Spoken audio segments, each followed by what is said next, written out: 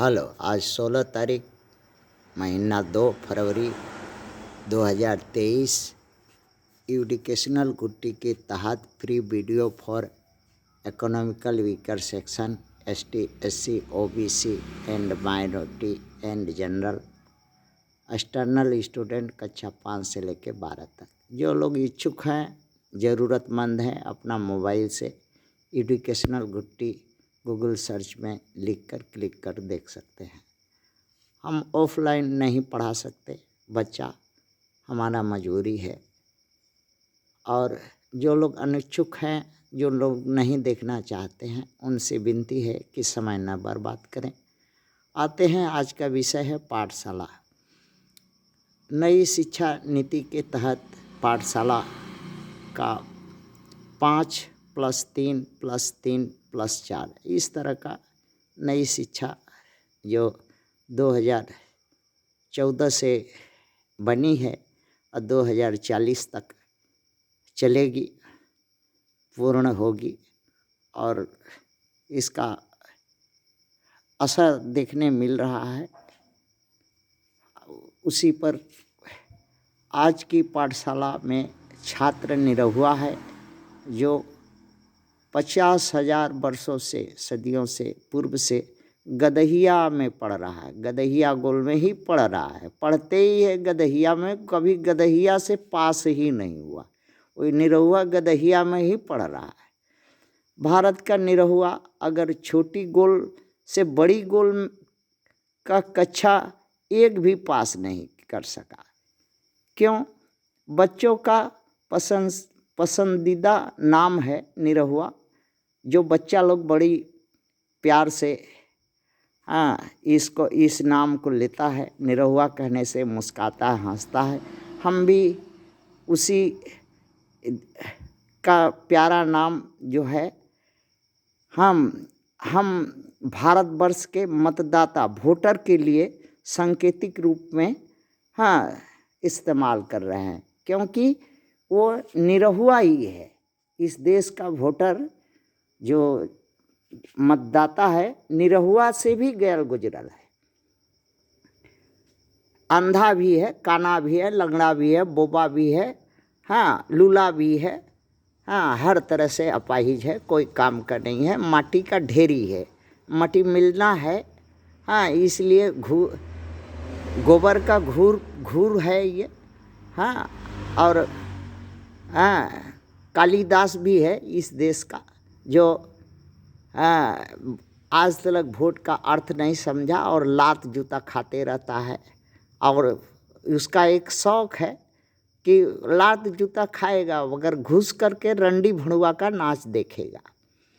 भारत की कहानी है, सिंधु घाटी की सभ्यता से शुरुआत में आर्य प्रथम लुटेरा, बर्बर, अन्यायी, अत्याचारी, कामी, धन लोभी, जमीन छिनताईकार, बाज, राज्य हड़पकारी, पाखंडी, धूर्तबाज भारत देश में पहले मूल निवासी आदिवासी बहुजनों का देश था।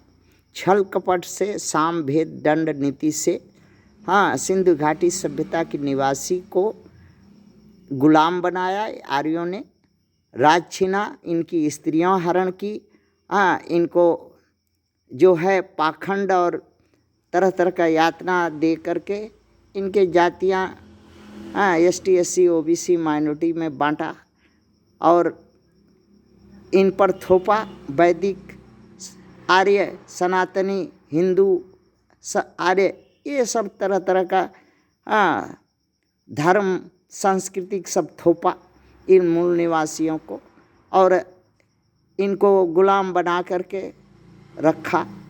इनकी उपाधि कभी दैत्य दिया, कभी राक्षस कहा, कभी दानव कहा, कभी असुर कहा, कभी क्षुद्र कहा, कभी अछूत कहा।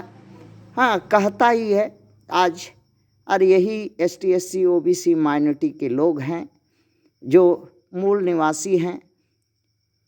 मनु महाराज ने अपने किताब में लिखा है, देवता सवर्ण आर्य की शिक्षा पद्धति, और जिसके तहत उसमें वंचित हैं, वर्णित है और मनाही है कि किसी भी दानव, अछूत का बच्चा या कोई क्षुद्र का बच्चा एक साथ नहीं पढ़ सकता है। बहुत से उदाहरण हैं, महाभारत में भी हैं। कर्ण को पढ़ाया नहीं, और बहुत से हैं जिनको एकलव्य को नहीं पढ़ा, इस बहुत से हैं। रामायण में, महाभारत में, कृष्ण पुराण में का सब में देखिएगा, पढ़िएगा, सब में मिलेगा। उस समय के आर्य महान भाव लोग जो है शिक्षा से जो शिक्षाविद थे, पढ़ने नहीं, वो अछूतों को, बच्चों को, अनारियों को पढ़ने नहीं देते थे।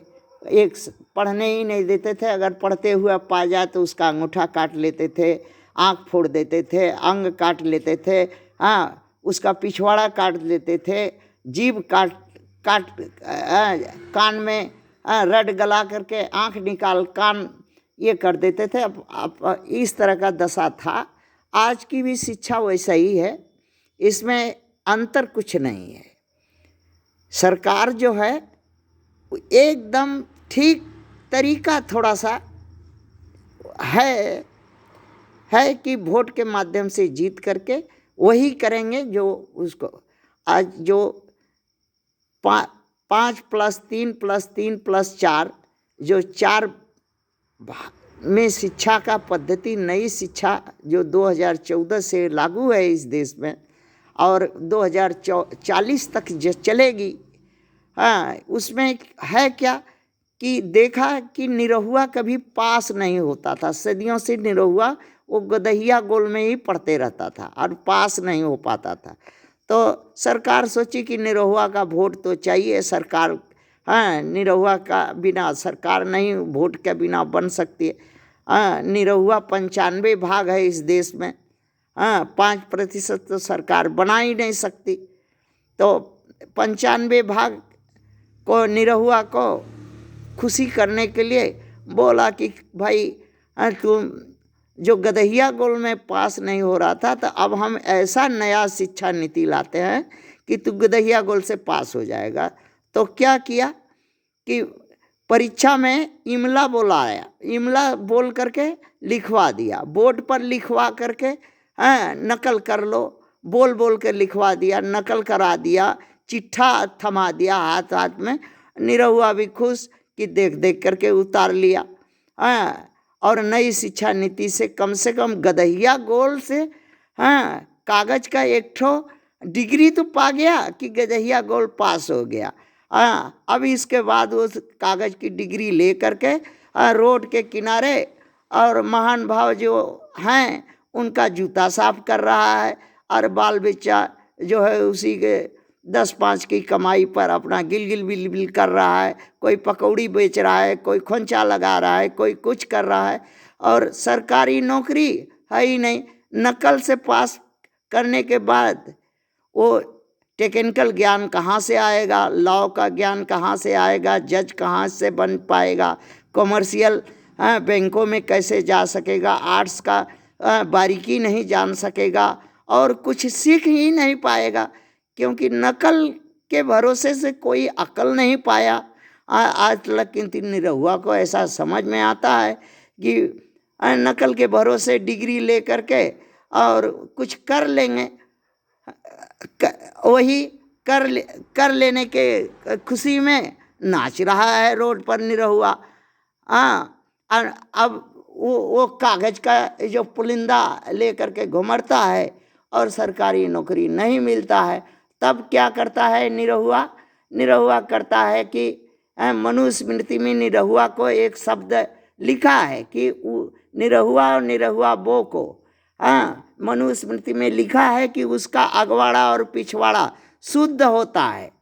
अर्थात वो आर्य महान भाव से अगवाड़ा पिछवाड़ा मरा करके सरकारी नौकरी पा सकता है, गोरा गोरी लड़का पैदा कर सकता है, खेती गृहस्थी बना ले सकता है, घर द्वार कर सकता है और MP MLA हो सकता है। अब निरहुआ जो है सस्ता रास्ता और सुलभ रास्ता पाया। बंगाल में इसी रास्ता के लिए वहाँ के लोग कहते हैं कि अरे चाम का तो चीज़ है, हाँ क्या हुआ, हाँ थोड़ा सा मेहनत लगेगा मगर नौकरी मिल जाएगा, खेती हो जाएगा, एमपी हो जाएगा, एमएलए हो जाएगा, घर दुआर हो जाएगा, गोरा गोरी लड़का लड़की हो जाएगा, इसमें करने में क्या है, अरे धो लेना, थैंक्स।